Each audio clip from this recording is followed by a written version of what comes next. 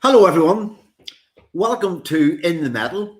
Thank you very much for joining us for another episode of the insight into the world of independent watchmaking. And what a show we have tonight, and what a guest we have tonight.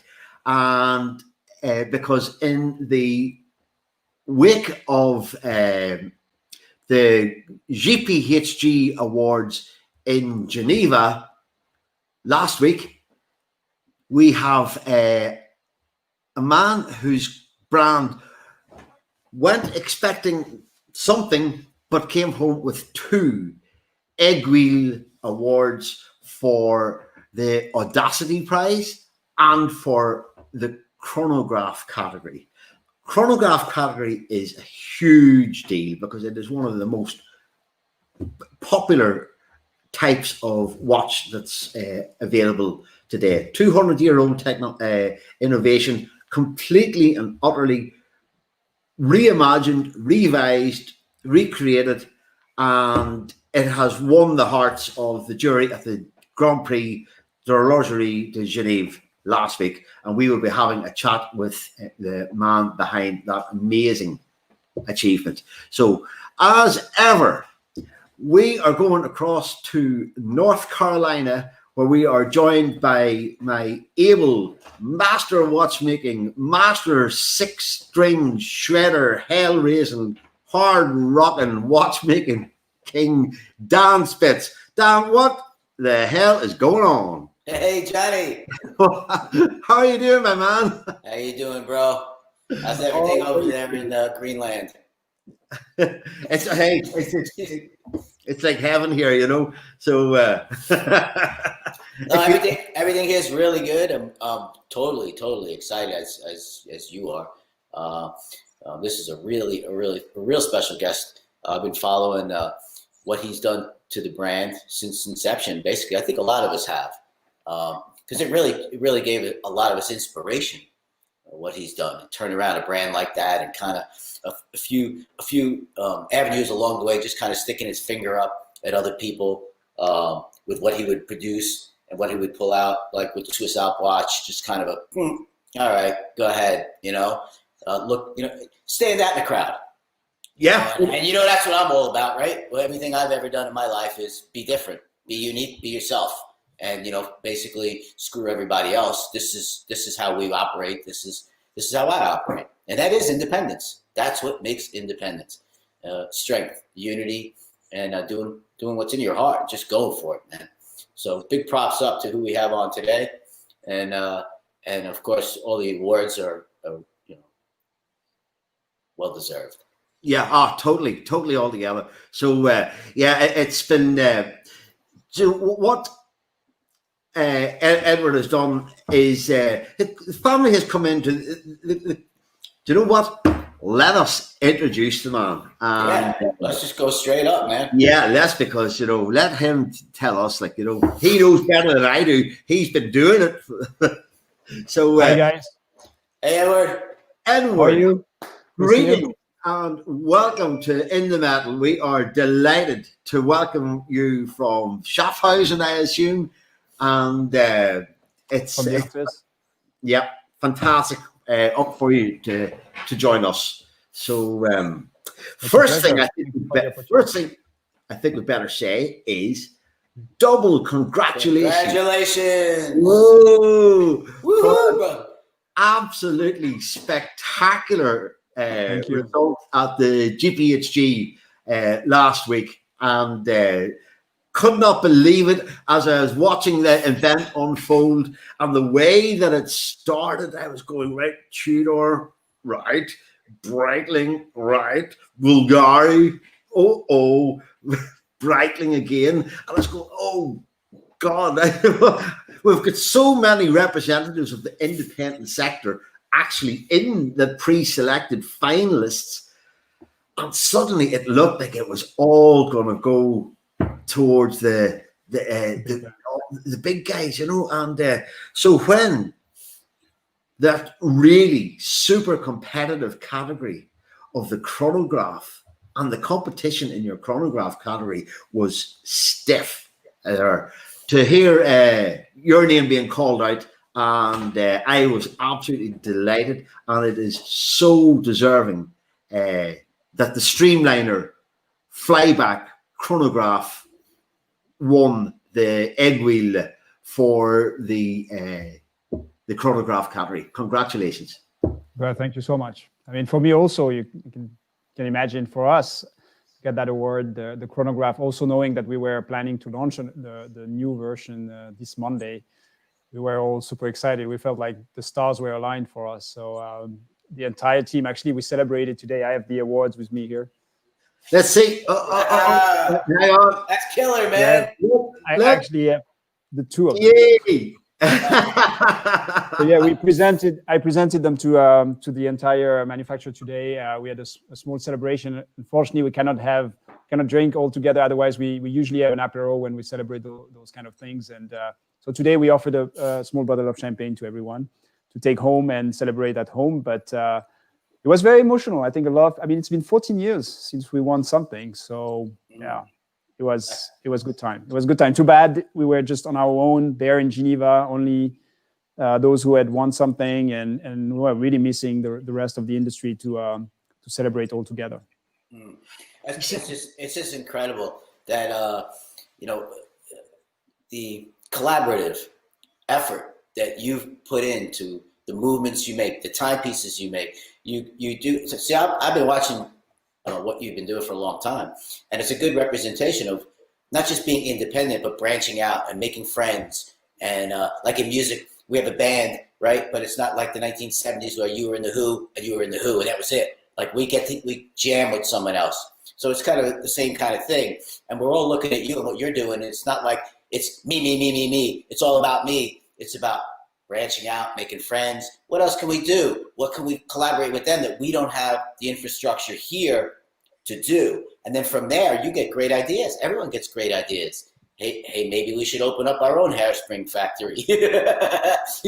Like, hey, why don't we just go down to the bank and see if we can, And we'll get to that. So that's what really intrigues me about you as a person and how you drive that company. It's fascinating to watch. So if you could give us a little insight of how you came about, that timepiece with Agenhor and bringing that movement under your umbrella and the collaborative and the friends you made within that walk. I think it's it's being independent. We don't put in ourselves in any borders. I mean, we know the limit for us is usually cash. Mm-hmm. So that's what restricts your creativity and your ideas, etc. So when it comes to creating something like the Streamliner Flyback Chronograph, I mean, you have many options. You can say, okay, what do I do now? I wanted always to have a special chronograph, something that would be at the standard of the perpetual calendar, which was developed before my time by Andreas Streller, together with our engineers and our watchmakers. So it's, as I love to say, it's a dream to have such an amazing movement in your collection. It's a nightmare when it becomes your benchmark for everything you develop afterwards. So the chronograph was always something that people have asked me, what are you going to do? And you can do many things. You can buy something that exists from ETA. You can have a Dubois Desprats complication on top of your own movement. That's something we considered. We could develop our own movement from A to Z, and we explored that as well. But as a small independent company with a lot of amazing people, a lot of capabilities, you need to know your limits. And I came to realize that inside the company, I had people that were specialized in a lot of type of developments, but the chronograph was probably not one of them. If you ask them, they would say they can do it. But it would take 5-7 years, learn a lot, spend millions. And I don't know what we would have at the end. My dream was to have a chronograph where everything would be at the center, which would have a monopoussoir or something similar to that.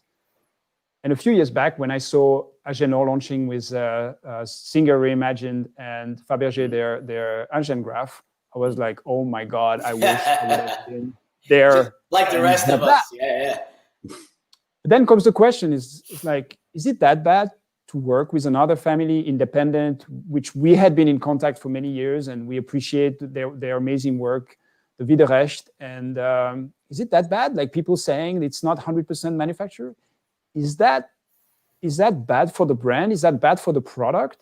My objective is to bring the best out of Moser, doing the best we can do alone. We're amazingly good at hairsprings, at developing certain type of movements. But if we don't, we need to respect that. If we don't have the capabilities, let's work with our friends, with the best out there, to bring to our fans, Moser lovers, Moser collectors, whatever, to bring the best. And if it means working and collaborating with amazing people like the Widerrecht family, then let's do it. And I know there'll be some people saying, well, that's not an in-house movement. But I think it's way better to have the best chronograph movement, even if it's not 100% in-house, because we produce parts here, we develop with them, but it's the best out there. I'm convinced it's the best out there. But you know, the whole in-house thing, me and Johnny talk about this with everyone we have on air, whoever it may be. You know, it's so watered down crap at this point. Most people that are aware are already aware. And making friends is reciprocal. So for people who are watching who don't understand or aren't watchmakers, and you are, collectors and whatnot, you own another company called Precision Engineering that supplies hairsprings. Now, for people most people know what a hairspring is, but they don't understand how difficult it is for someone like me who needs 1 to 5 to 10 hairsprings at a time, and not 100 or 10,000 at a time. The hairspring factories, before you started that factory, are extremely rare. In fact, when I was going to school in Switzerland, there was only one, and the whole Swiss watch industry was freaking out that if it burnt down, you're all done. And that's when Rolex went and at least opened theirs, but that's not open to us either. So for us to get these supplies for hairsprings as a restorer as well, myself, it's almost an impossibility. So what you're doing, so everyone knows, you will provide, and you do provide, and it's been very quiet until probably about right now, that you do supply very small quantities, in fact, one sometimes, hairspring, to people in need, such as all the independents like myself. So for you to go out and work with someone else, I don't care if it's a movement, a screw, a balance wheel, I don't really care. It's reciprocal, because without you and your hairspring factory, that person might, he might be just going, hey man, I'll make you as many balance wheels as you want. I'll make you as many hairsprings. You're setting the tone of how independence should be at the next level. You're way ahead. And keep in mind, family. And keep in mind that there's not a single watch manufacturer that does everything in-house. Some might claim, but there's not a single brand, not even Rolex, makes everything in-house. Right. So what's the shame about it?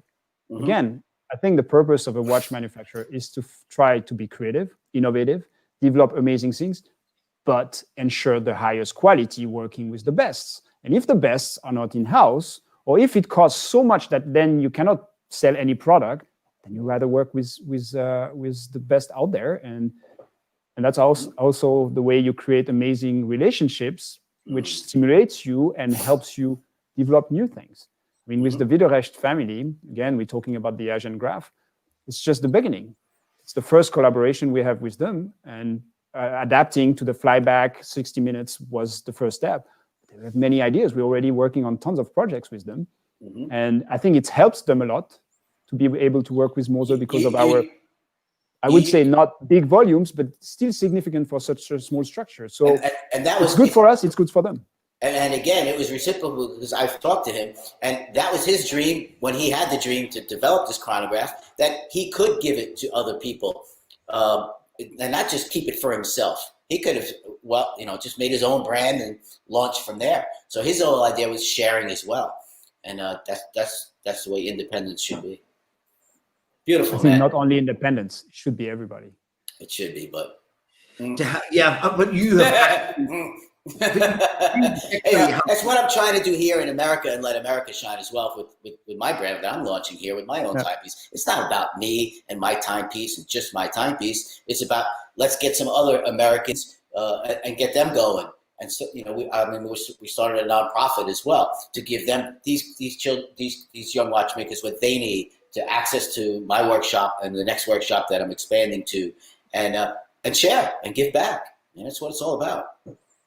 So if you need more hairsprings, let me know.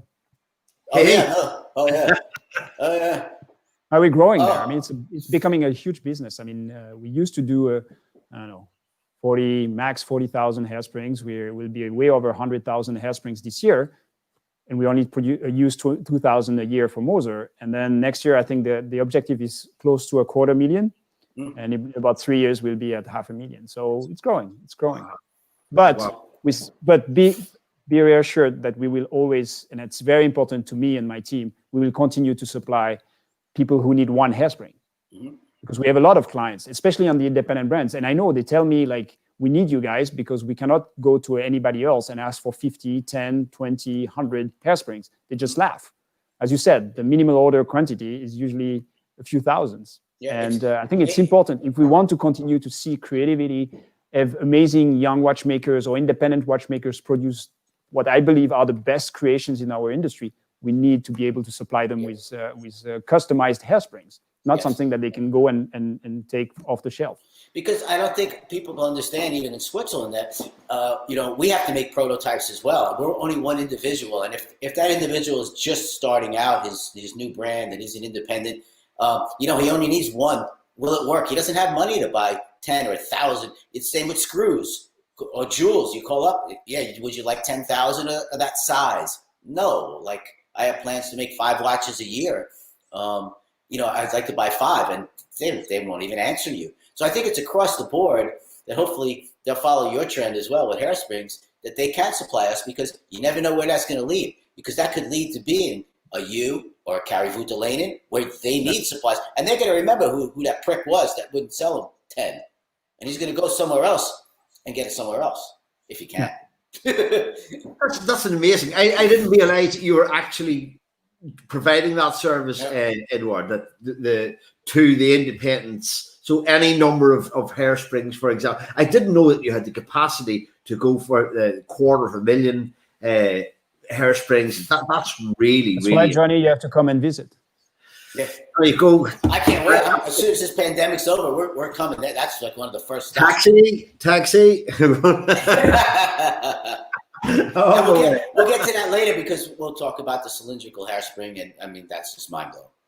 That's absolutely astonishing. But that's amazing. Like we've touched on a couple of things there, because Edward, when it comes to Swiss watchmaking and what that means, few people have championed the cause of traditional Swiss watchmaking like you have, and you've taken over the Moser brand in what I think 2012. We bought it in 2012, with my family. But I started working there officially on April or May 2013, so 7 years, a bit more. Okay, well, in that is 7 years.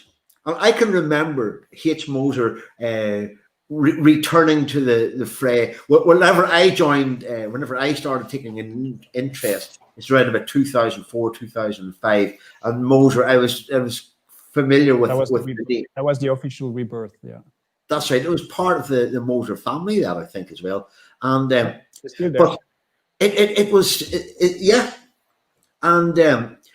But what you've done with that company in the last 7 years, you've blown off the cobwebs, if you like, and supercharged and energized the company with an incredible marketing nous, ability to capture headlines, capture people's imaginations with the styling, with the technical innovations that you've applied, but very much also how much of it you get done in Switzerland.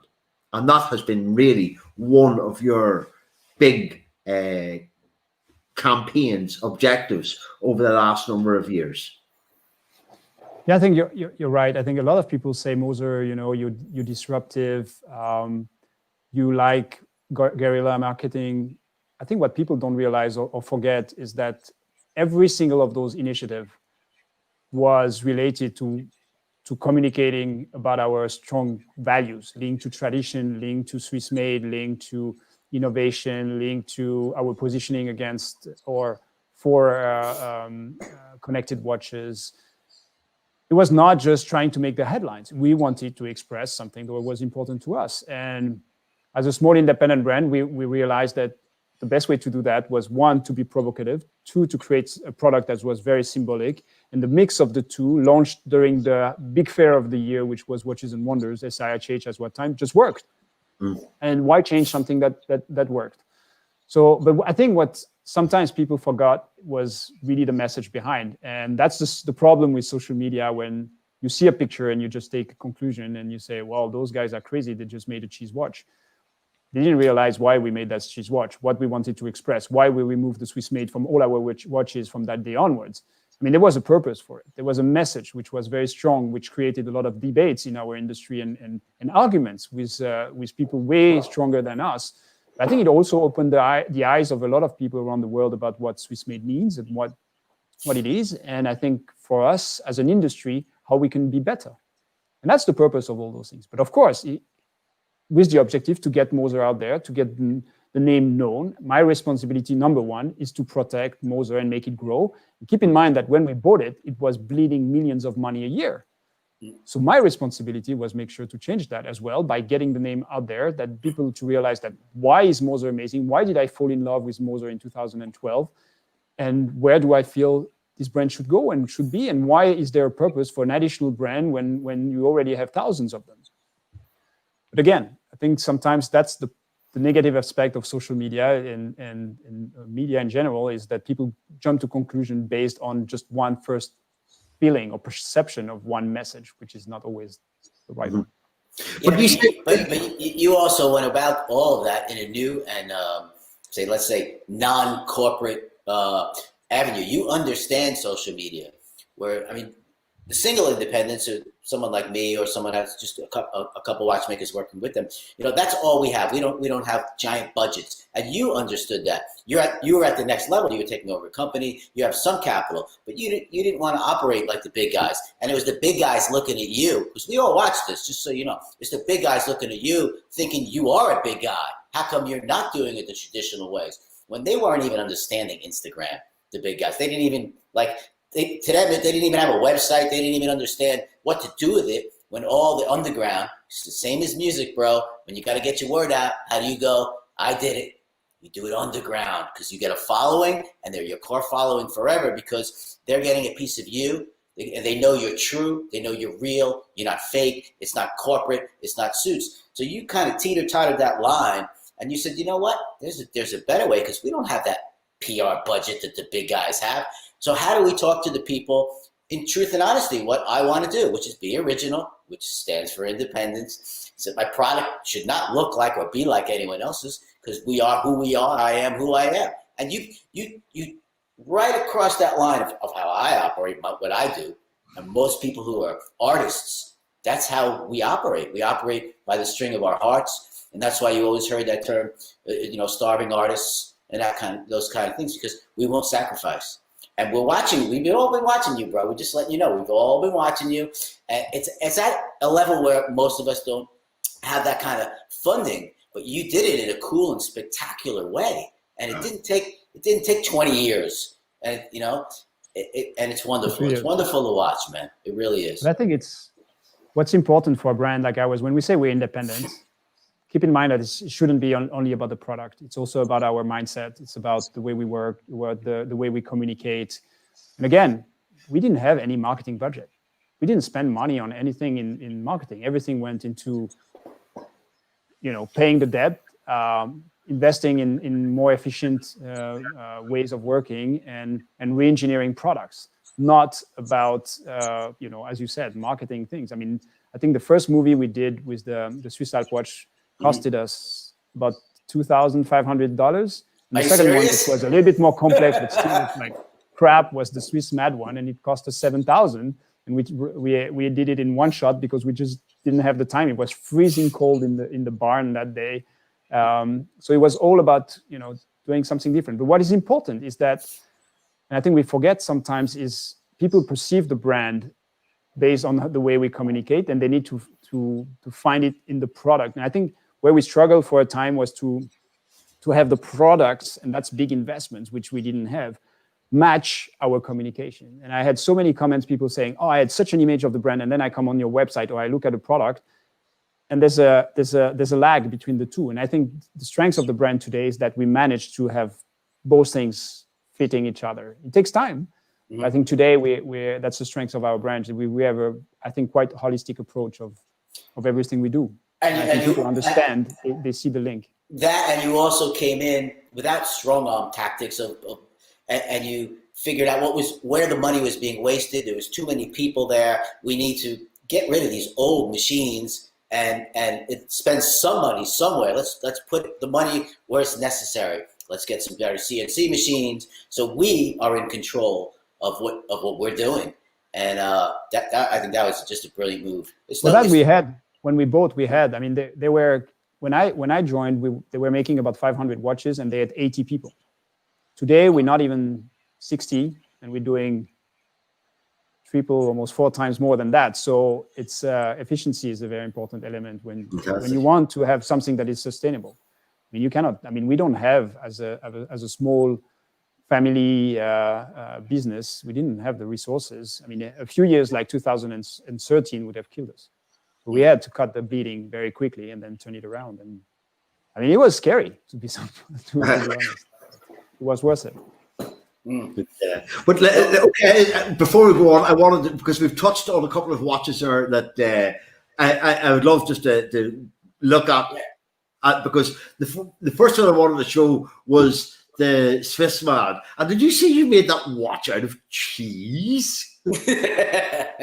Cheese like that, and that is some kind of way of getting people's attention, Edouard, is to make a watch out of cheese, and not just any watch. What was the value of that piece at the time? Not just any cheese. It's the best cheese in the world. It's from my village.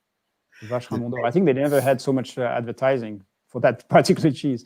No, but the watch we priced it. It was a very symbolic price. We just wanted also to mark a little bit sometimes certain pricing that we feel was a little bit ridiculous. But we use a very symbolic number. I think it was 1,291,000.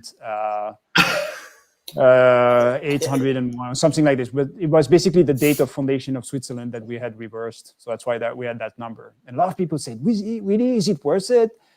Like, it's a piece of art. It's unique.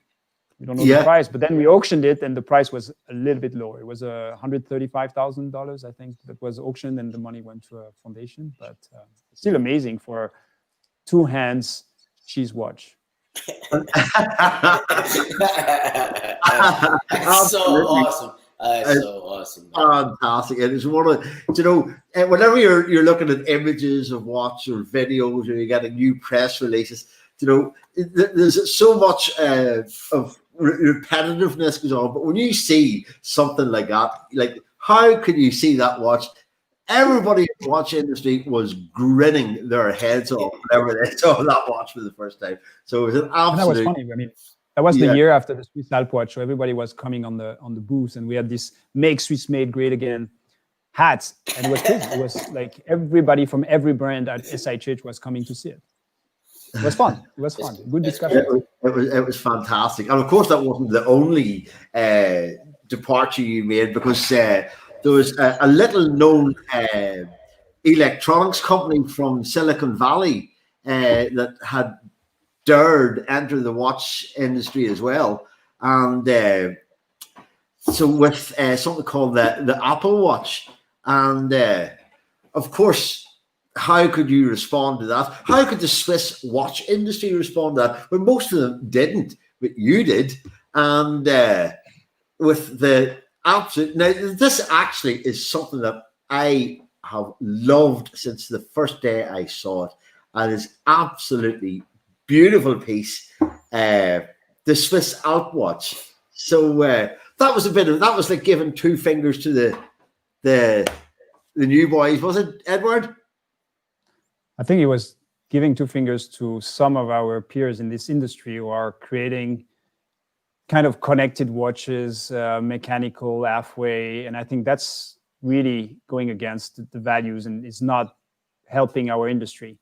On the contrary, I think it was more of a tribute to what and saying, I mean, we can collaborate. Everybody was saying this category of connected watches would kill us.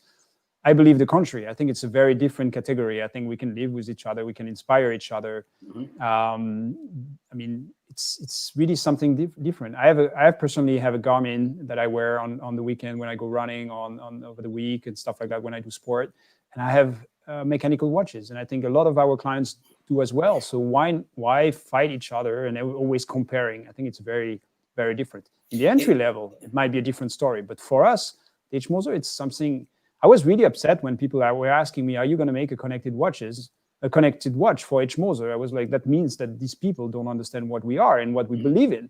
And my response was the Swiss Alp watch, and saying, "I love the design, I respect who they are, but I believe the future of Swiss watchmaking is mechanical, traditional, but with creativity, innovation, and an open mindset."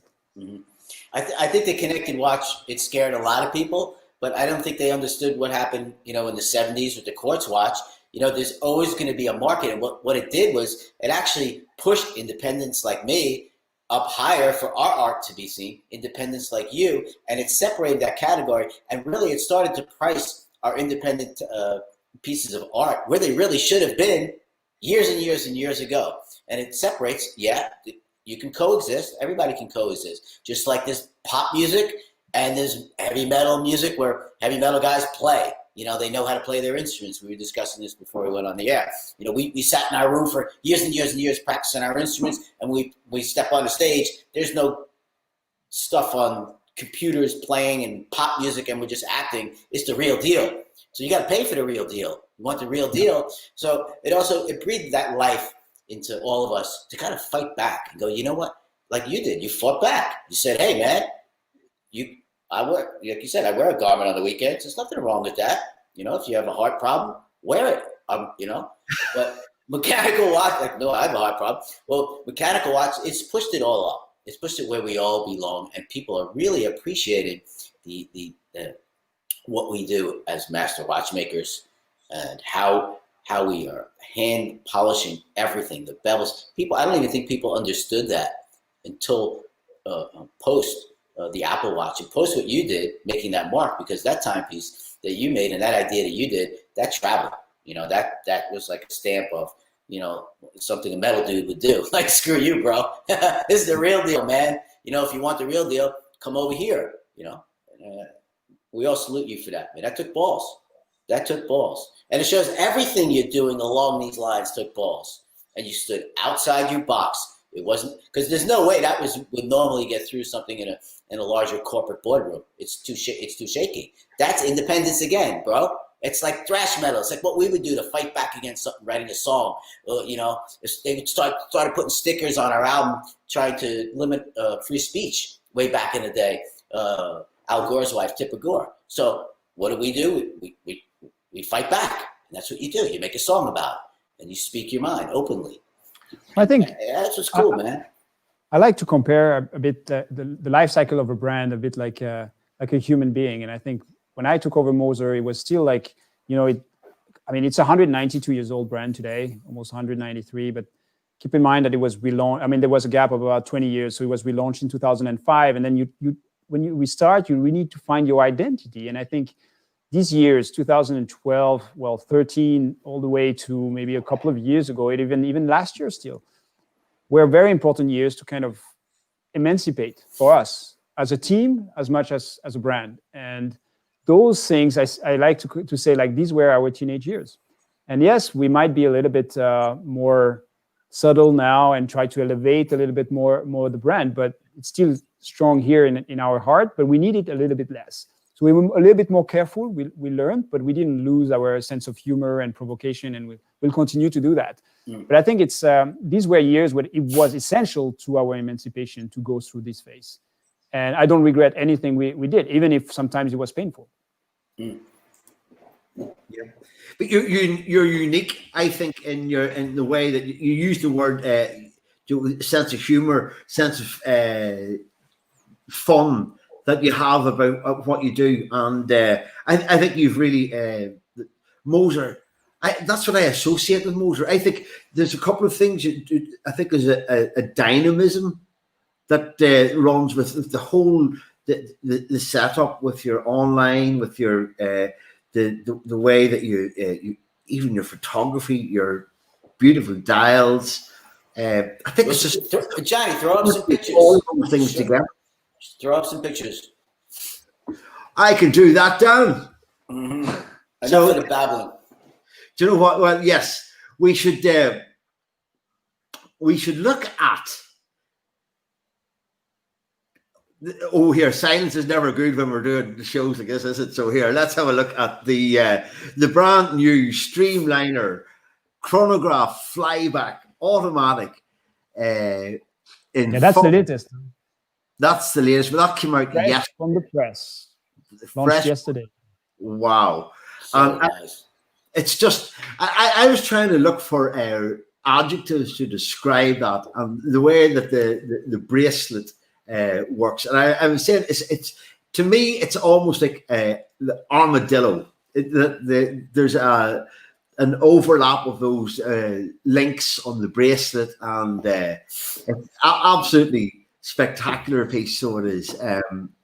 So, but this is what won you the best chronograph in the world in 2020. Yeah. And again, I do want to get a little chat about the GPHG, because that was a weird one. And because this was an event that you would love to have celebrated with everybody, with the world, and yet it was the 2020 version. You could hardly call it a gala event, could you? Like, it was definitely not. Yeah, it was very strange, very strange. But I went back to. I live now in Zurich, close to the manufacturer, and on that evening when we won, I went to my parents, because they still live in the Vallée de Joux, and it's the chairman and the chairwoman. So we opened a good bottle of red wine and had dinner at quite late, 10 p.m. But I think they were as happy and proud as I was. So it was good to celebrate with them. I don't see them that often being here, and also with the lockdown now. My father used to come on maybe every 2-3 months to the manufacturer. He hasn't been here for a year now, so we'd all do everything per Zoom. They had this virus a few weeks ago. They went through it very well. They were a little bit tired, but now there was no more risk. So I went there, and we could celebrate together. That's great. Wonderful. Wonderful. Yeah, it was a very strange one. So it was to watch and to observe. But it was. What was it like to be there? Was it? What were you expecting out of it, Edouard? How did it work? Well, I mean, obviously this year, because of the restrictions from the government, they had to call the winners before and say you have to be there. So I knew I had won something. I didn't know what, but they told me, like, you won something. So I was already happy, because, as I said, it's been 14 years. So I was just happy. To be honest, I was really hoping it would be the chronograph, because it's such an amazing piece. It's something that has been a huge success for us this year, even though a lot of people didn't believe in it, saying this is a category that is so complicated, so difficult. The biggest icons are in that integrated bracelet category. I grew up with the Royal Oak. My father was at AP, and all we talked about was the success of the Royal Oak that I saw since '87 when he joined there, and I think he became CEO in '88 or something like that for about 20 years. I saw the growth of that piece, and I love the Royal Oak, and I came to appreciate the Nautilus as well. So being able to play in that field and have a little bit of recognition was maybe a little bit important to us. So when we launched it, to be honest, it's a lot of work to design a watch like this for many years, and a lot of doubts and restart, and I could even show you some drawings I have here that, maybe on the macro we can show. I don't know if you can change. Yeah. But it's been a long process, and that's why it was so important to us when we won that award, because the entire team knows. These are tons of things that we went through over the years. It's been, I think I mentioned, almost 7 years. Some of those drawings were on my table the first day I joined Moser, and see, there's a few marks here and there of small things that I liked, and I said, these are things that I want to keep or I want to explore further. And I have tons of those kind of drawings that are illustration of ideas and then combining them together. And yeah, there's tons of stuff there. I mean, one day, I hope we can explore them further. There's even like small hand drawings of bracelets ideas.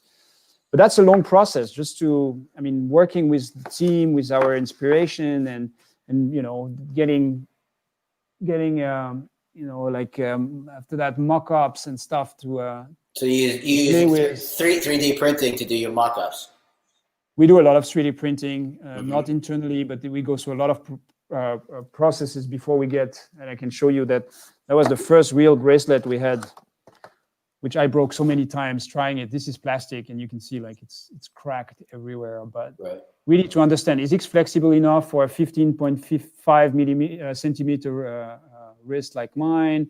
Testing the hands, testing the case. It's a huge process. And so for us, in getting that award after so many years of work and doubts and was very important. I think that's why the team was so emotional today when we presented the award and thanked everybody for their contribution. So as far as, because what you're just showing us is really what me and Johnny really would love to see, to present to the collectors out there, the behind the scenes kind of stuff of how this stuff is put together, and not just a quick little thing. There are things that are so ugly that you don't want to show, but it's part of the process. No, that's actually what collectors really want to see. They want to see what we're doing, how we're doing it, and that's really cool because we don't often get someone who's manufacturing or that thought process from inception of the whole bracelet and case kind of thing. You know, it's usually just a case and then whatever strap is going to go on it. And people should really know how in depth this is. It's mind-boggling to come up with something unique as well. That it's not an IWC or it's not a whatever or it's not a this brand or it's not a brand. Well, there's tons of IWC drawings because everything looks like everything. Everything has been invented, and I think that's my point. A big problem we have today, again, is everybody's comparing with everything, and it's always like Genta, and he's the master, he's the maestro. I had the chance to work with him a couple of years, and he's amazing. But I think the generation today shouldn't be stuck in the Genta design, because in 20, 30, 40 years, we might regret not having appreciated and met the amazing designers we have today. Here, the person we worked with is Markus Eilinger. He worked for IWC, then he became independent, and he designed for us the first Endeavour. And we worked with him on most of our collections since. But he's in the shadow. Nobody knows him. But he might be one of the greatest designers out there, but everybody's only talking about Genta. That was my question. Maybe in 30 years, 40 years from now, everybody like, oh yeah, what Markus Eilinger did was amazing. But we will have never taken the chance to meet him and talk to him today. I think sucks. It's because we're all saying this is only Genta and that's the best design, he's the maestro. He is. But there's tons of other people. Open your eyes, discover, try, appreciate, fail, try things. And that's all we try to do with Moser. I want to fail trying, and I know it's something that everybody says, but we want to do something different. I don't want to take a Genta design and Moserize it. I want to do something that is different. And yes, people will say it looks a little bit like Ebel, or yes, there's a little bit of Porsche design. But keep in mind, we're probably the most Germanic brand in the Swiss industry. So of course, we're going to have Bauhaus inspiration here and there. That's what makes our identity. And it's the combination of everything that makes us unique and singular. And it's the process, as you said, Danny. I think the people need to understand and appreciate it, and also the people behind. And something like a great designer like Markus Eilinger that nobody knows and has run almost out of business because beside us, he didn't have many clients. It's sad. And also to hear always the same thing on social media, oh, it's Genta, they're trying to copy Genta. No, it's not what we're trying to do. We're trying to make this industry move forward. And it means taking risk and doing things, but you will always be able to compare with something else. Well, what you just said, more open-minded. What you just said and how you said it is, that again, that's independence. That's letting people know who it is, what's his name, where is he, where's his internet presence. Let's all see it. As the collectors, don't hide these people, is what you're saying, and and that's the way it should be. You got to give credit where credit's due and push forward and break down those walls. If I didn't do that in music, and we didn't come out with we had a whole new kind of music. They didn't even know what to call it. All we had was heavy metal. Everything was just heavy metal. If it was loud, it was heavy metal. So when we came out, there wasn't 75 different categories of music or heavy metal back then. They called it thrash metal. Okay, we had a new term. Okay, and we had to start that underground following. We had to find different people to do our album covers. What were they representative of? It wasn't just your typical same old guy. Same thing in the music industry, bro. Just to let you know, it's the same 2-3 dudes doing every album cover back then because it worked. And that was it. And if his name was on it, it kind of sold, because back then they were big albums and you went to the music store and sometimes you bought an album just because it looked cool on the cover. We broke all that. Same thing. We had friends doing stuff because they were kick-ass artists. Yeah. Break out of the box. That's independence. What makes you and what your art represents coming out of you, be you. Find who it is that's going to help you. What about the box for your watch? I can't work with wood. It's the only thing I hate doing is working with wood. I can pretty much fix anything on planet Earth, right? I can fix TVs and electronics. I've been doing it my whole life. That's what my room looked like when I was growing up. It looked like a mini NASA. But wood, then that box is going to come out so crooked. So of course I'm going to hire someone, to do my timepiece and my wood box. But everyone's going to know who that dude is. That's the way it should be, man. I think if you play it safe, you don't move forward. And I think that is what's bogus, man. Yeah, and I think that's how independent watchmaking. Yeah. But that's why independent watchmaking has become so fascinating, because, as you said earlier on, Dan, a lot of these watches would never get past the boardroom stage, and but so that's what separates where independence is right now, is where it was 15 years ago, hiding in the shadows, with a little ad in a magazine or something. And that's why it's so interesting to speak to Edward, because he's on that next level where a small company such as myself or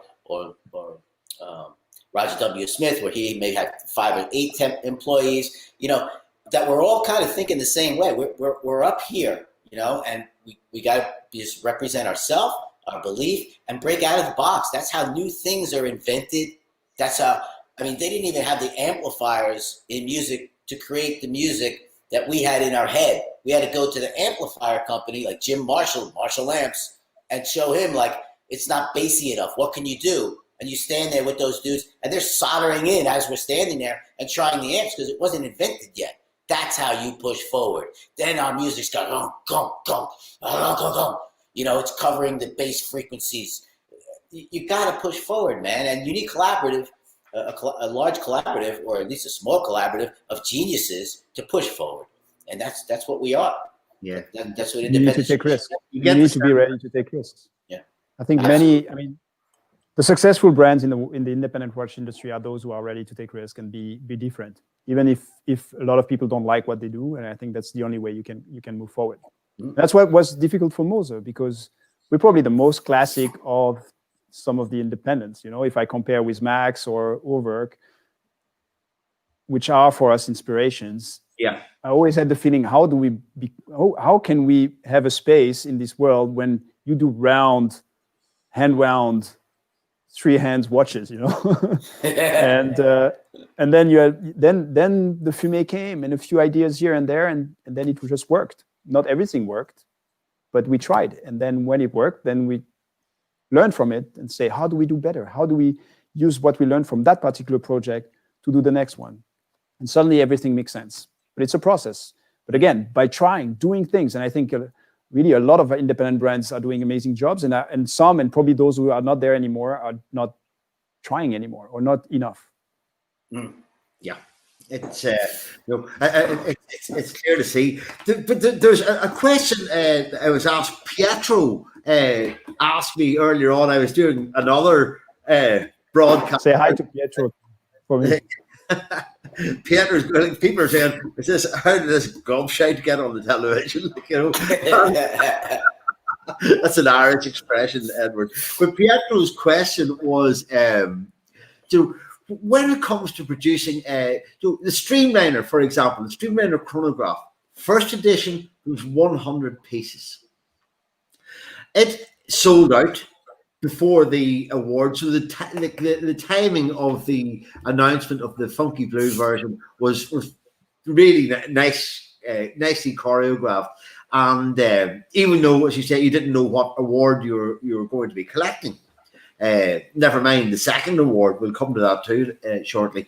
But Pietro's question was this: if you're creating 100 watches and you're trying to protect your brand, how can you stop going into grey marketers who are going to put a premium on it? So the new Streamliner Chronograph Funky Blue is not a limited edition, but it is going to be created in limited production. Yeah, maybe 5-6 pieces a month. I hear. And so I'm wondering, does that go back to Agenor? Is that the number of movements that you can get provided, or what is the thinking behind that? And how do you protect Moser from becoming one of those brands that when you release something new, there becomes a premium on it immediately? It's a very good question. Thank you, Pietro. It's difficult. It's complicated, especially when you launch a new collection like the Streamliner. To be honest, we're facing right now shortage on the Streamliner chronograph. Well, it was sold out, as you said, before for a couple of months now. The blue has been a great success, and what's amazing is also the Green Dragon, the matrix green 3 hands that we launched on the 25th of August. We have a few hundred of those in the back order. But to be honest, when we launch it and you're Moser, how do you assess the size of the market? Yeah. So we make speculations. The biggest risk for a brand like ours is to overproduce because it burns your cash. And I cannot afford to burn my cash. I don't have reserves to burn it. So what I need to do is underestimate that potential demand and make sure that we are as close as possible. When you start, you have no idea. Can we sell 100 chronograph at 39,900 Swiss francs, at $40,000, $43,000? Well, I didn't know a year ago. I would have never expected that it would be such a success. Yeah. So what we do is we are a little bit conservative.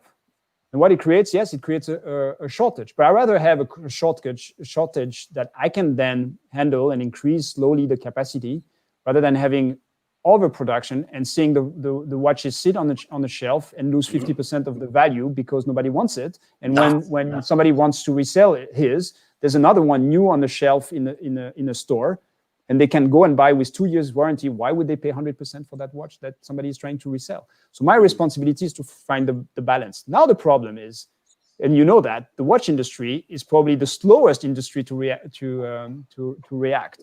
So when today I produce, I don't know, 20, 25 Streamliners a month, to go up to even 30 is a huge step because it takes months to get the cases, to get the bracelet, to finish the movement because of all those elements. And you know, we get the cases from one supplier, especially in that case. It used to be Guillaume Gunter. Unfortunately, is stopping at the end of the year because they're running out of business, and we have to transfer the activities to somebody else. And thanks to Guillaume Gunter, we did it very well and are able to continue. So we're not trying to make people wait for a year for their watch and to make sure that the price is going up. No, we're just trying to make sure that we protect our brand so that we're not burning our cash and run out of money, but at the same time, try to find the right balance between demand and offer. And that's not easy. That's really, really complicated. Another thing is when you launch something, there's a hype. So a lot of people want it. Yeah. I mean, to be honest, I would have never expected that we had a few hundreds of orders on the Streamliner Matrix Green, to the point where every retailer thinks they are our biggest client because they're selling so much, and they say, why do I not getting more than one a month? And we're telling them that's all we have, and they don't believe it because they used to Moser 5 years ago where if they wanted a watch, we had it on the inventory. No, but it's not the case. But that's because we underestimated, and now we're trying to catch up. But we're not trying to create artificial demand and stuff like that. It's just the reality of our size and our cash management.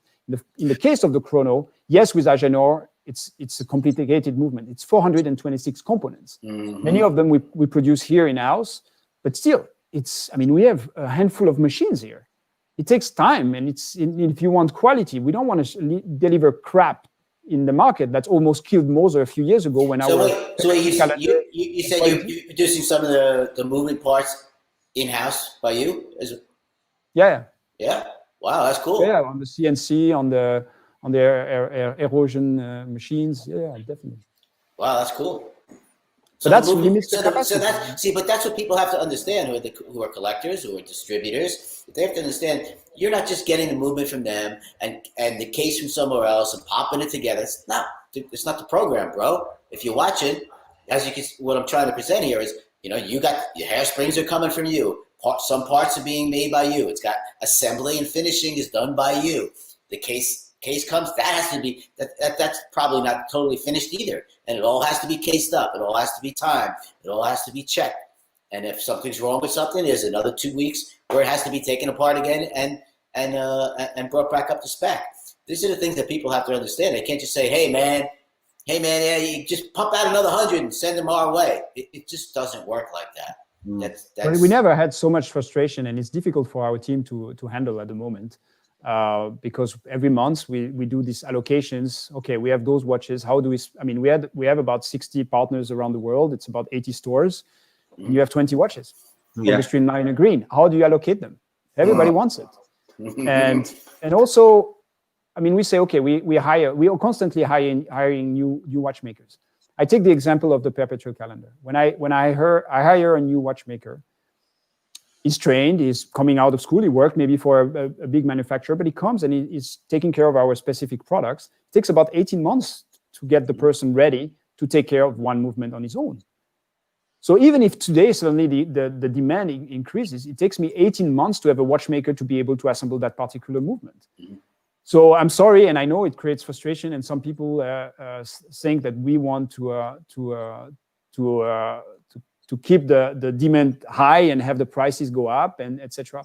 It's not what we want. I want my customers to. I mean, I don't want to flood the market. I explained that already, but I need to manage my cash. And that's the biggest responsibility we have.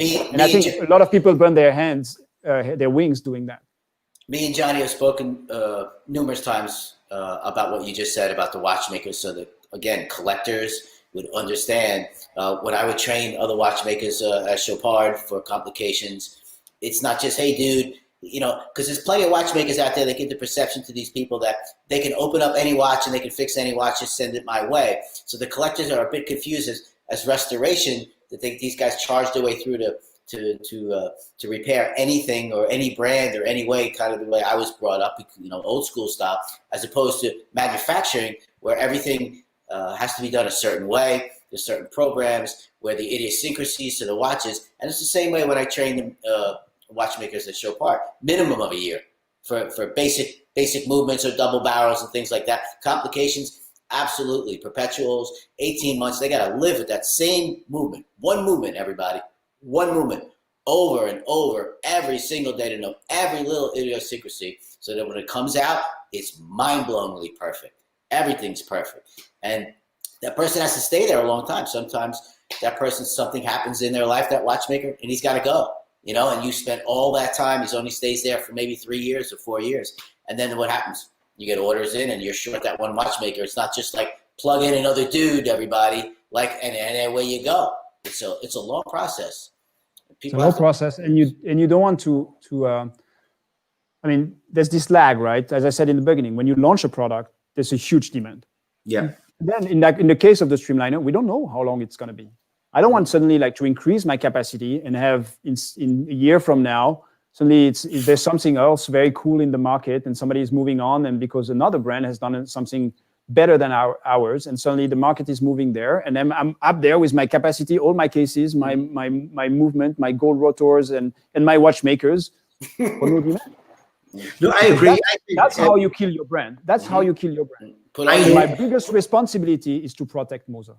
I know a few brands who say that about, and because I think when we were talking about this with Pietro earlier on, that was kind of my argument. I said, it's such a fine balance to find, to get that crossover point between supply and demand, and just to hit it right. Because if you overproduce, that's where the grey market gets their discounted watches, and that's when you start selling your watches at 30% off or 40% off, and people Johnny, today our streamliners, I think there's a couple on gray market. They are 10% above retail. Is that bad? Is it better to have a few watches 10% above, or is it better to have your collection at -50 on the gray market? I agree. To be honest, I prefer for myself and for my collectors to have a few watches at +10%. Absolutely. When in April earlier this year, we had about 350 watches of Moser on Chrono 24. Today we have 159, 160. We're monitoring that every day. We check the prices. We do statistics. We want to see that the value of our customers is protected. Of course, I don't want people to pay 300% on a Moser. I don't think that's fair for a watch that is worth that much. That's for other brands. That's stimulating by, we know it's everybody wants the same watch because it's cool to have it. But that's not what we want. But what I don't want is to have Moser watches at -50%. Absolutely. Because that's my responsibility as well to protect the value of the watches of the customer. If it means having a slight shortage so that we protect the people who believe in us and invest 15,000, 20,000, 25, sometimes 40,000 in a watch, then I think it's good. Totally. But I know it creates a little bit of frustration. But I think it's our responsibility to do that. I agree. I think it's you're echoing what I had said earlier on, and with Pietro, and that it was you got to protect the brand, and it doesn't do it any harm if there's a prestige associated with it, and if people are prepared to go 10% over. I think it's fantastic. I think it is a validation of what you have been working towards with the brand, considering where it was 10 years ago. It's the same with a lot of collectors. They go, I mean, sometimes they even come to us and say, yeah, I want one of those. Can you give me 50%? I'm like, no, I mean, there's a price. We sell 100%. It's the value of the product. And the problem is sometimes people would say, okay, and they say, yeah, I like your watches, but I want to pay X% discount. But if I buy a Journe, then I pay 100%. That means they don't value the product the same. And that's changing for Moser. But that's because we've been doing the right, and we've been strict from day one, and that's important. Yeah, brilliant. No, I agree. I think it's a of course, we don't want people to be on the waiting list where you need to check all the resume and stuff for 7 years to buy a watch that they can flip for 3 times. I don't think that's the reality of the market. Yeah, but there's definitely something in between. It's amazing that you actually monitor Chrono 24 on a daily basis, but it's amazing but not surprising. Actually, my brother. It's amazing but not surprising, because I think the way you guys are meticulous and absolute attention to detail in every aspect, like, even down to what you're talking about there with Chrono 24. I see Miguel, the wonderful Miguel, was asking about the Streamliner. Although it's a full metal jacket for him, what about leather or rubber? And also someone else had asked Watches and Words, who give us great support as well. Oh, sorry, could you do that again? Can we see it on the camera? Very snake-like. I mean, when you see this, do we really want to have a? No, absolutely not. I love the look at how it shines. Look at how, I mean, the curve. It's. Do you need a white leather bracelet? I know Miguel liked the white straps. No, not yet. Maybe one day. But for now, we're establishing the codes of the Streamliner as being steel, with the beautiful, I don't know, organic bracelet. I don't know how you call it. Yeah. It's so important. I mean, we develop an integrated steel metal bracelet watch. Why would we put directly a strap on it? Maybe one day, but first we want to impose this design. Yeah, that's for other brands to do, I think, Edouard. That. I love that. I have to say, the Streamliner, it has just ticked all the boxes for me, and I want one. Now I just got to figure out how the hell to get one. But it is, it's a beautiful thing, So so there's a question there too from Watches and Words. Do you see yourself working with platinum or anything out there in the Streamliner, or is it?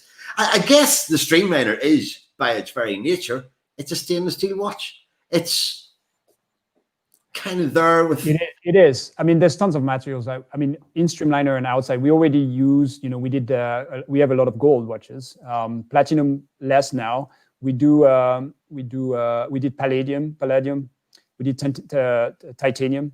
A material I would love to work with is tantalum. How do you say in English? Tantalum. I love tantalum. I mean, that's back from my AP time. The first watch I received from my parents was a tantalum steel Royal Oak. And I still have something deep inside me, and my father is saying, you're crazy, but I want to make one day a tantalum watch. So we're working on it. Difficult. It's going to be, it's impossible to do it on a Streamliner. That would be crazy pricey. But for the Streamliner, definitely a nice rose gold is something I would love to explore, and ceramic. I think there's also, I love the black ceramic on the AP. That's how they master the finishing on those watches is something I would love to do, and new materials, and tons of other things. Might be surprised. Yeah. We never know what to expect with Moser. That's one of the things that's absolutely unexpected. Precisely. Keep us on our toes, Edouard. And Edouard, I have a question for you about you have an involvement in another brand that I always love. I was just gonna say something. Go ahead, Johnny. Go ahead. We're talking about Haute. It's been kind of quiet around the Haute for the last little while. What's happening there? Is it hibernating, or is it planning? And just, I don't think even Edward knows that Guillaume and me, you guys used to sponsor me for a while, and so I have one of your timepieces for a long time. I used to wear. Oh yeah. Yeah. Cool. It's very cool. So yeah, Haute is a different story. I mean, it's difficult. I mean, building one brand is complicated. Building two, nightmare. And but we haven't given up. We're actually working on some interesting products. There's going to be one launch before the end of the year. We have a couple of cool things for next year. Now that Moser, I'm not saying it's flying, but is working well. It's easier to kind of take your mind out for a while and think about what do we want to do. And we had an interesting ideas and things we're working on together with my brother, my father, and the rest of the team in brainstorming products. I think there's going to be some very cool stuff coming. So again, I think this year was a complicated year for the industry. We saw Moser, like, I don't know what happened, but taking a wave and surfing it, we just doubled down on it, and we went all in with Moser, and it's doing incredibly well. I mean, I would have never expected something like this. Came March this year, where everything was closing down, and we were like, what are we going to do? I mean, we've been a couple of years out of the water, and then suddenly this is coming on us. But then we realized it was coming on everybody. So we're used to crisis. We have an amazing team here, very dynamic, very entrepreneurial, and they took that crisis by the horns and turned it around. And I think now that things are stabilized and doing well, then we can focus more on Haute. So expect some interesting things as well there. I think that brand has an incredible DNA, just waiting to explode at just the right time and just the right push and just the right product. But it's all established. It's straight across. But it takes time. Even with the right product, we realized, I mean, the Sphere is an amazing product. But if you don't put marketing, it's not part of it becomes a mono product thing. I mean, it has to be part of an ecosystem. And that's what we managed to create with Moser. And that's what, Johnny, you were explaining before. I think with Moser, there's the communication, there's the people, there's the service, there's the product, there's all this aura around the brand that makes the brand. I think at Haute at the moment, we are still too product driven, and that will evolve. We're working on it, but it takes a lot of time, a lot of energy, a lot of investment, but we haven't given up. Now, have you noticed that a lot of the independents, such as myself, and the collectors, what they really want to see on, let's say, my Instagram or whatnot, is the making of, the behind the scenes, the watchmakers at their benches, the workshop. This is very, very important to the collectors. Now, so it's not just the brand, the watch, or this strap comes from a special, cow that was, only fed, a special kind of corn from Yugoslavia or whatnot. It's not a story. It's not PR bullshit, basically. It's at a point where they're looking inside what people such as myself do and my peers. Do you think that you'll, in the future, kind of look at what's going on Instagram and give a peek into your workshops and so forth, and let some of the collectors really inside and to meet your watchmakers. Well, I mean, I'm sure it'll happen when me and Johnny come visit you someday, but that's just a brief moment. We have a lot of people coming to visit. We have a lot of people coming to visit, but we also have this blog, which is called Pioneer Chronicles. We're going to integrate it soon in our main website, but it's something where we show a little bit the behind the scene. There's this touch of humor. It was disconnected from the main site, but it's going to be connected again soon. But there we have portraits of our watchmakers, one after the other, their ideas, their philosophy, etc. But really without being created by us. It's and the marketing team or anybody. It's really like their portrait, giving their ideas, what they like about Moser, what inspires them outside, etc. So we're trying to do that in our own way, sometimes with a touch of humor and provocation, and we will continue to do that. We also have services like we have this amazing guy, I don't know if you know him, Ollie Gantenbein. He's been watchmaker for us, started I think six and a half years ago, and he moved into more of the, I would say, it's a bad word, but maybe a little bit of a concierge service. So he's there. I mean, there's this email address, ask-Ollie@moser.com, and he's at h-moser.com, and he's answering every question out there. And he's just the most honest, transparent guy who knows everything about every movement. And I always told him, like, just answer the way you feel you should answer, and don't ask me, because I will always have a more marketing perspective on things. And that's what I think people appreciate and why they connect with our team so well. It's because we have those kind of guys, and it's not created. It's just honest and transparent. Yeah. That's great. That's great. I like that. That's where I was kind of going with this. What I don't want to do is just, created pictures of a watchmaker on his bench like this and put it on Instagram saying we are a manufacturer. I think we want I leave that for the traditional brands. We need to do things differently. It's great. Speaking of which, there's a question just came in from Captain Forrest, who's a regular supporter of us in the network, and he's asking, as CEO of a great brand, what does a typical work day look like? A lot of meetings, or something else, and having to put up with Irishmen calling you up and saying, "Will you come and do a show in the middle of the night?" So that's our new reality. I mean, what is a typical day this year, or is a typical day? Let's take this year. It's a good year. How about what is a typical day? Because you're not going to have one. No, but I mean, for me, I mean, I'm not the first in the office. I'm usually one of the last. Around 8:15, I'm in the office. The watchmakers start very early, but I live an hour away, and I take breakfast with my kids before they go to school. So I leave around 7:15 from home, and then of course, what we do is say hi to everybody the first thing in the morning. That's important, and then one of the first thing I do is, believe it or not, I check what people are talking about on Moser. That's a bit of an obsession, but for me in the morning, I check the forums. I check, what's the mood today, any interesting article, anything interesting about our industry. That's usually the first 15 minutes, having a coffee, chit-chatting with the rest of the team. Before that, and I forgot, I called my brother. He's in Dubai. He used to be in Hong Kong, but on this hour I have from home to the office, I talk to him, and we talk about the business and our ideas, the latest sales, the latest ideas that we have, the projects we have in different markets. And then we have meetings, and it's meeting with the fun meetings, product development, marketing, production. The less fun meetings, accounting, finance, etc. Like everybody else. And then we have cool meetings with friends around the world on Zoom because we cannot travel at the moment. Otherwise, for me, maybe 20% of my time, I would be traveling around the world, meeting our partners, our clients. Some years, maybe a little bit more, up to 30%. But and then traveling across Switzerland to see also our partners. Sitting down with Agenor or Guillaume Ganter or a few of our suppliers, or they come here and we discuss about new projects, new idea. Try to throw them ideas and say, "Hey, what do you think about that? Could we do something?"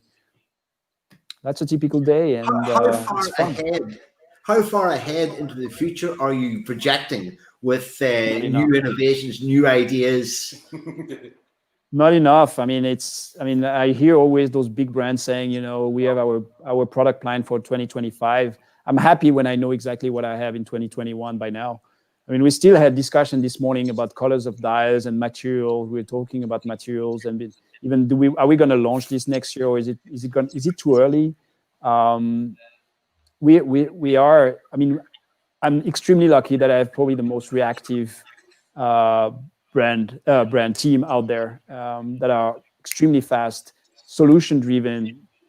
Because I'm probably a nightmare in changing my mind all the time, being insecure about designs, about ideas, etc., and changing last minute things and questioning certain aspects. Unfortunately, we don't have a 3 to 5 years plan ahead of us. We know the guidelines, but I only know what we're going to launch in the next probably max 12 months. But being that when you took over the company, you don't have any traditional watchmaker training.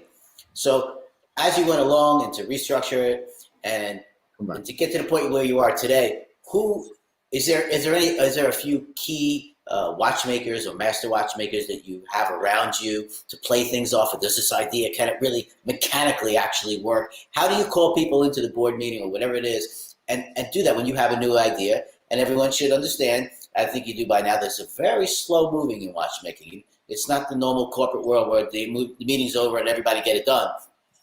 How do you play that? Because it's very difficult. Even being someone such as myself, who's the third generation watchmaker and has pretty much seen most cool things. How do you go about that part of it, where the case has to fit the movement, does all that kind of stuff? Well, first, I'm not a watchmaker. I'm an engineer, so I have an understanding of how it works, even if I couldn't assemble any of those watches. So I have already the possibility to discuss with them. Then I have a few very important people that work with me. There's Arno is our engineer developing the movements. He's the head of the development team. There's 4 of them. Then we have Maurizio is the head of production. We have Nicholas is the head of sales, so it's an important input. We have my brother, who gives a lot of feedback from the market. Then I have my father, who has a huge experience in watchmaking, obviously, that we try to involve. Even if he's 75, we have Zoom calls on a regular basis. I like to get his idea. I think it stimulates him a lot, and he gets a lot of feedback to us and challenging things. You know, sometimes I think I have a great team that is ready to tell me like, this is bullshit, Edouard, you're completely out of your mind. But I think my father is probably the easiest one to tell me like and give me a kick in the butt. What I really ask my team, and I think and I'm surprised when I meet people working for big brands, is to have a general culture of watchmaking. I want them to go into stores. I want them to spend time on Instagram. I want them to be to Google. Because what I want is when we have a meeting and I say, you remember the hands that Lange did on the first Saxonia when they launched it in that year. I want them to know it. I want them to be able to have references out there that are from different brands, from other things as well. So I think that's where I push them beyond the technical aspect, because we can always have like experts like Agenor helping us, or others, or our engineers. I think what's very important to me is to have a very broad general culture, because I meet so many people working for big brands who have no idea behind their small tunnel vision on their brand. They have no idea. And it's crazy because, I mean, how do you want to be creative if you're only looking at yourself? And I think the big groups who have sometimes even a product advisory boards level everything from the bottom, rather than keeping people creativity and stimulating it, are ending up having 3, 4, 5, 10 brands creating this very similar product with similar cases, because it's commercial. But at the end of the day, you're killing the identity of your brand. So for me, it's really important to stimulate I call it the general watchmaking culture of the people here. And I really ask them, like, go in the stores in Zurich, visit, ask questions, try the watches, harass the salespeople in those stores to understand why this brand did that watch, what's special about it, feel it, touch it, and do the same on the internet. I mean, we're not blocking people and saying you're not allowed to go on Google. Please do it. Go and check and understand and learn and get inspired. That's the only way. That's the only way. Because a true independent, that's maybe a solo guy, so I always say, you can't just come out of watchmaking school and go, I want to make my own watch. And there's plenty of people that try and go do that, and they do that, right? I always say you need a minimum 5-10 years at least of sitting at a bench, and not just being hired by Rolex. Let's get it straight, all right? You need to do restorations and see everything. And I know it's quite difficult nowadays, but it was quite difficult for a little while. I grew up, my grandfather's store, from A Shield to Venus to everything was on my bench for years and years and years and years and years. And that gets in your head, man. It's like a musician, if I only listen to one group my whole life, and I've seen that so many times, we've all seen it in my kind of music, where the dude, he is a mind-blowing lead guitar player. The dude can, every note is exact because he studied one dude. Let's say he studied Van Halen. He can play that stuff perfect. But you put him in a room to create new songs, guess what his song's going to sound like? It's going to sound like Van Halen. The guy who has an open mind and has just played everything or played nothing, one or the other, at the end of that spectrum, it's going to be totally original. It's going to sound like nothing else, but it's going to have flavors of everything.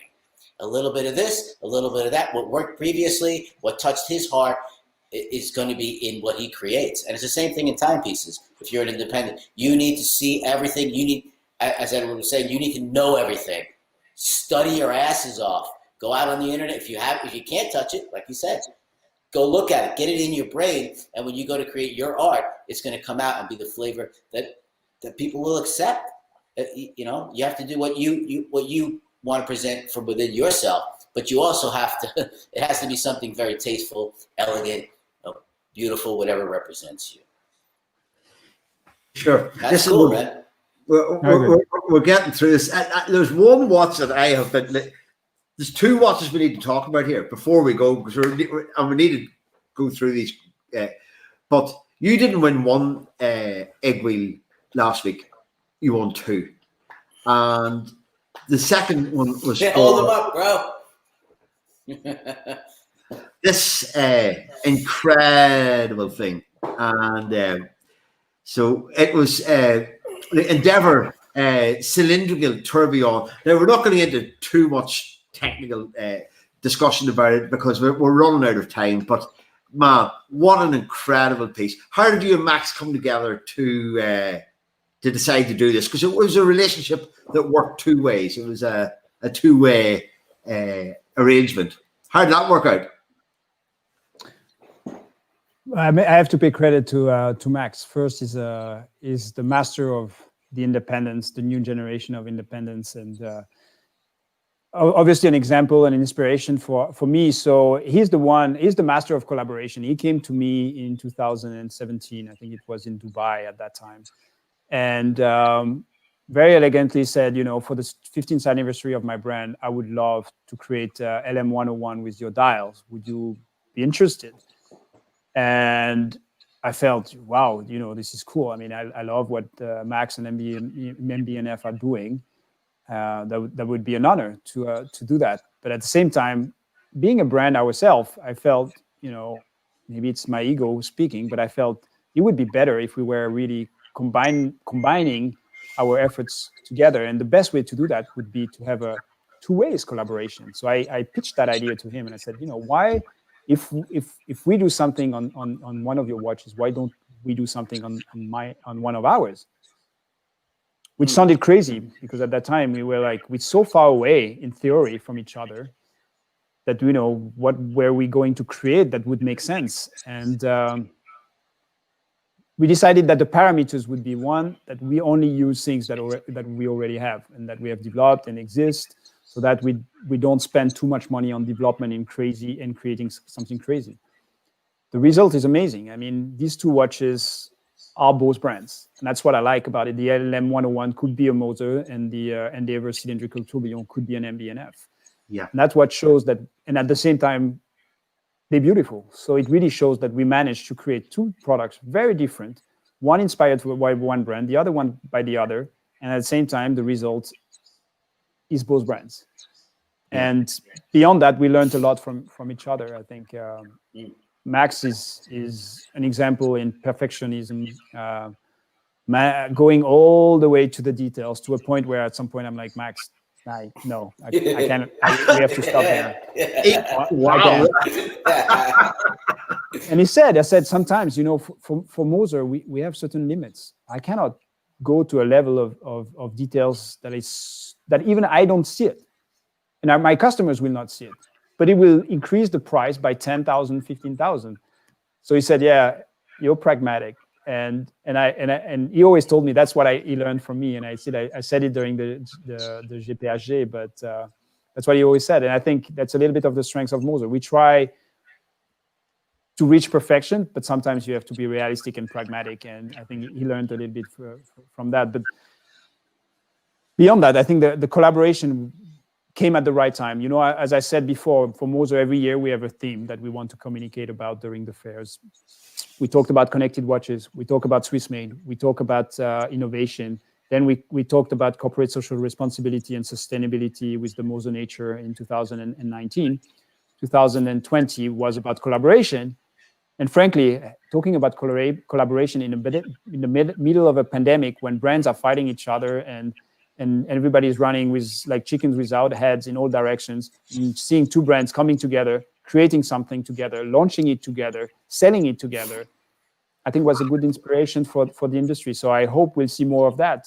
And we already heard about certain things coming, and I think that's great. I think, again, this industry will be better if we work all together. Yeah, I think that's the message that you say every week, Dan, is that, Joe, the sharing culture, it needs to, because like, what with Swatch denying parts to so many of the smaller watch companies and things out there, that's surely counterproductive. But anyway, that's basically what this show is all about. Edward, is me and Johnny started the show because he said to me, I mean, he's an incredible writer. He was there at the birth of independence, right? We all know that he's the guy. But for us to join the forces was me telling him, hey man, there's no real friendship outwardly here like there is in music. Like we all got to come together and help each other. I mean, trying to do this, what I do in the United States of America, is a flat out total impossibility, right? And I'm breaking down every barrier I can to get even metal. I can't get metal. You can't get anything. It doesn't exist. So I'm trying to break that down here, and through that, gaining a lot of friendships.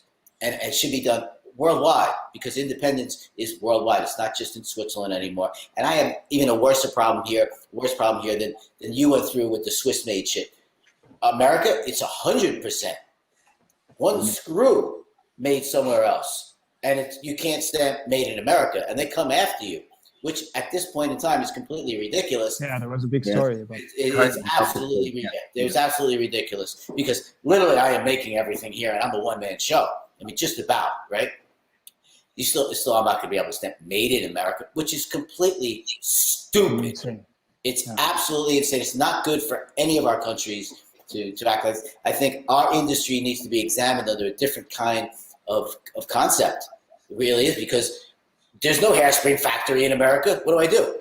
So I got to get my hairspring from you. So now I'm not American made. Jewels, what am I going to do? Mainspring, what am I going to do? So I make everything else, every gear, every pinion, everything, and I can't stamp made in America. I can understand the flip side, where someone's trying to be a dick and saying it's a made in America, and he's movement stuffing, right? He's just buying a movement. I get that, okay? But there needs to be a separate governing body globally, I think, for what we do. For sure. Just my 2 cents I'm chucking out there. Guys, I know we could go on. Indeed, I have more images and stuff saved to show, but we're not going to get to that tonight. But Dan, what is that question that we rely on you to get out of our guests every time we do one of these? Well, the question is music. We'll get back to that again. What did you grow up listening to? What's instilled in you? Being you're not a watchmaker, we're going to ask, in your boardroom, when you're thinking, when you're alone, what inspires you as far as, what do you have? Do you play music? Do you play music in the car? Is silence your car where you're thinking about what you're doing? Like when you talk to your brother, is it silence? Clue us in on your music. My brother speaks all the time. So. What kind of music do you like? No, for me, I grew up with two bands that I'm a huge fan of, and I have the amazing opportunity to be able to collaborate with one of them. And, wow, that's U2. our Irish friends. Yeah. And actually, to be honest, Adam Clayton, the bass player, he really helped me a lot, giving me the vision of a collector and a watch aficionado and an art collector as well on the Streamliner. He was how you said sounding board. Yeah. We met probably about 10 times through the process, discussing the details on the watch in Singapore, in Milan, wherever they had concerts. So every time I had the chance to go to a concert, in Paris as well. And he's a huge Moser Lange Haute Horlogerie fan. I don't know how many Moser he has right now, but 5 or 6. Wow. And frankly, I'm the biggest U2 fan. I mean, we had a small band in the Vallée de Joux when I grew up, and we were playing. Wait, what do you play? What instrument do you play? I'm not going to say. I was singing. Great. This is great. See, this is my friends are still laughing about it. But anyway, it's a different story. And my kids, because so is it a rock band? Once they listened to one of the. Was it a rock band? What kind of music did you play? Yeah, rock band. Everything from U2, Rage Against the Machine, Guns N' Roses, and stuff like that. Oh, so you're a little better than you. Okay. Yeah, a little bit. Doesn't look like it when I dressed up like that. That's okay. Look at me. I got a collar on now too, man. The other band, which is for me the thing where when I work or when I, need to fly away, is Pink Floyd, and that's my cousin who introduced me to Pink Floyd, obviously many years ago, and I had the chance to go to concerts. And what I like about Pink Floyd is that I hated that music when I first listened to it. And then listening to it again, and today, every time I hear anything from Atom Heart Mother or songs like Comfortably Numb, I get the goosebumps, and it's just the music. And I think for me, and I say that a few times, I think for watches it should be the same. I think you shouldn't love it from the first sight. I love to hear people, and that's what happened in the last 12 months with the Streamliner, saying it's growing on me. Yeah. Absolutely. If it's growing on you, that means we've done something right, because it's different codes that you need to assimilate. It takes time, and it's different. The first time I heard Pink Floyd, I was like, what is that cacophony? I mean, it's like, it was so conceptual that I couldn't really understand it. My ears, my brain, my skin didn't really understand and appreciate it. And over time, it became something that is, emotional. And I know I will love that music forever. If you put on like Pink Floyd Animals or something like that, so even someone like me who was a Pink Floyd fan from the beginning, when we as kids first put that album out, it's so complex. The albums that we did have to play 30, 40, 50 times, and you're still catching stuff. That's the complexity of their human minds, of patience, of beyond, like in watchmaking, we have beyond perfection at the level of what we do. It's the same thing when people like that or people myself are in recording studios. It's not good as good enough. They won't notice. It's what else can we put in? We're not done. We're not done this year. We're not done next year. It's however long it takes, just like in watchmaking. Pink Floyd's one of those bands. Well, here, Animals was my introduction to Pink Floyd when I was about 12 or 13 years of age. And, and the funny thing about it was Animals, the punk movement came out in the T-shirt that said, I hate Pink Floyd. And you won't get a more punk album than Animals. For they just took apart the establishment with that album. Amazing. Listen, we are over an hour and a half. Long time ago, I promised you we would try to keep this to an hour. I know. We're gonna hunt for videotapes now if they exist, man. No, for sure. But listen, I want to thank you so much for joining us tonight on what has been an absolutely fantastic conversation. We could have went on longer. You deserve it. We could have done the whole show about the GPHG and your awards. I'm so thrilled for yourself, for your family, and for the whole team at Moser on that incredible double achievement. And my goodness, how you guys deserve that. And so let's hope that this time next year we'll be asking you if it would be possible to get a few minutes of your time to do another one to celebrate something else on another incredible year for you. Edward, thanks so much for joining us.